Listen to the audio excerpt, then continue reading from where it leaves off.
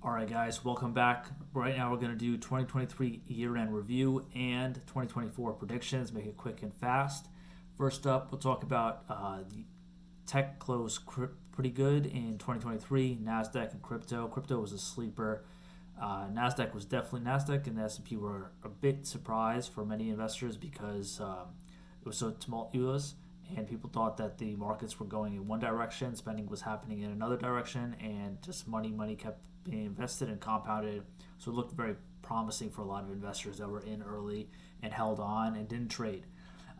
Same thing with crypto, particularly going into 2024 with the ETF coming out. It was very important for many investors. One, to get access to an alternative asset, and then two, for investors that are crypto holders to have more liquidity in the marketplace. So we'll see this play out.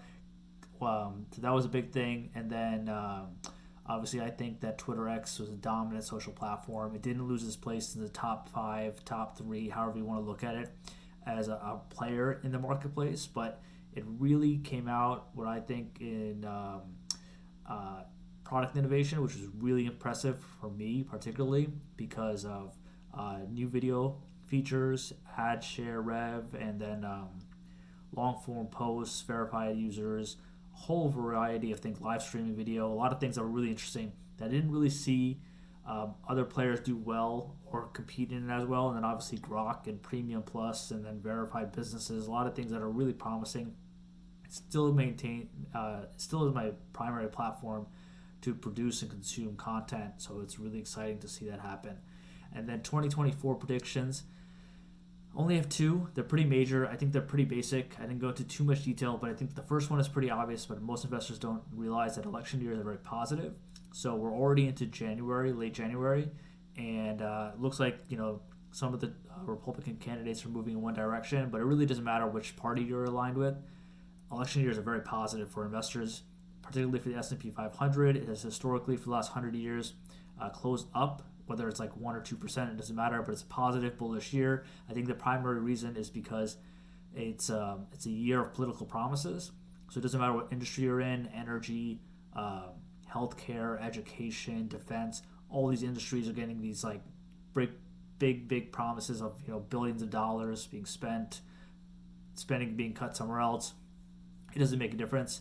Everybody's just sloshing a lot of money, and it seems to be that we're going to continue with that momentum, and that's the major one. So election years are very positive, so it's a very good buy signal, and it's also a good hold signal in the case that you should not be a forced seller.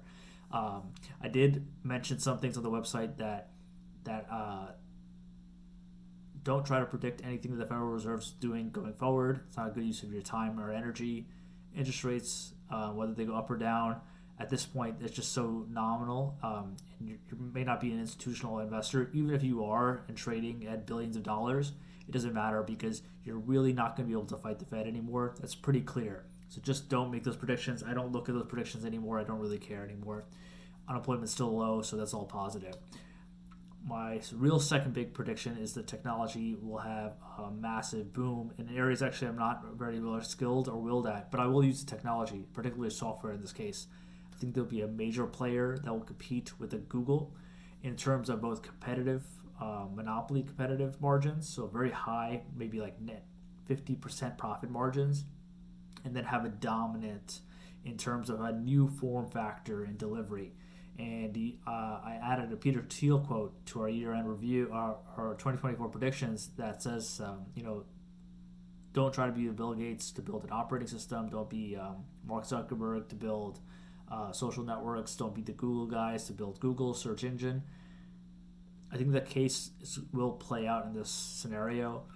I won't even be able to predict it. I don't think it'll be OpenAI. I don't know if it'll be any of the current contenders. Midjourney is a really interesting one because they're making tens of millions of dollars in profit with their current team, which I think is less than 20 people. So it's interesting to say, all right, what kind of software will come out of this new language learning models?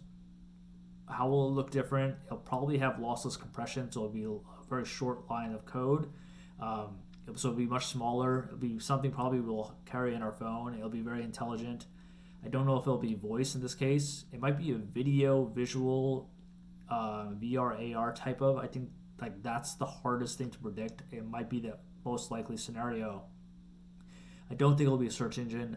I don't think it'll be a generic platform exchange place. I think it'll be very sharp. It'll be very intuitive. I think it'll be something you actually might be willing to pay for. It'll be in some cases. I think George Hotz, has mentioned he's the founder of Comma AI, which is an autonomous vehicle startup, and Tiny Corp, which is a GPU competitor. Obviously, NVIDIA is crushing it because everybody's buying their GPU hardware.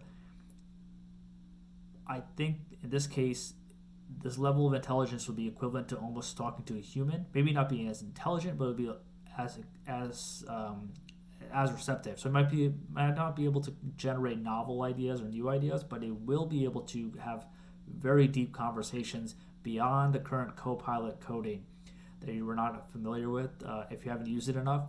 But it will be very powerful. So it will be like speaking to a friend, a family member, a boss, an employee, a coworker, a colleague, professor. It doesn't matter. It'll be very powerful, and I think it will destroy some industries in that sense because it'll just be like, I don't need to Google anything anymore, and I don't need to go on Google. I don't need to go on YouTube. I do not even need to go to attend a class or attend a meeting. I'll just be able to just get the scenario in minutes, maybe seconds, and have someone else do the work for me. In this case, it'll be a smart computer, and I will pay them. I will pay them $50, $100 a month because they will be doing hundreds of hours worth of work for me, and I'll become more productive. And I think that's the next big leap that it's so hard to predict. Someone's probably working on it right now. It may not play out for 2 to 3 years, but it's a very likely scenario that 2024, because so much money, so much competition, so much is happening in one spot, and there are a lot of intelligent people working on this, that it will spawn in this year, if it hasn't already, or within the next 12 to 24 months. And we'll look back in 10 years and be like, this was it. This was, it probably won't go public. I think it'll be so profitable that it'll stay private. It'll be very powerful.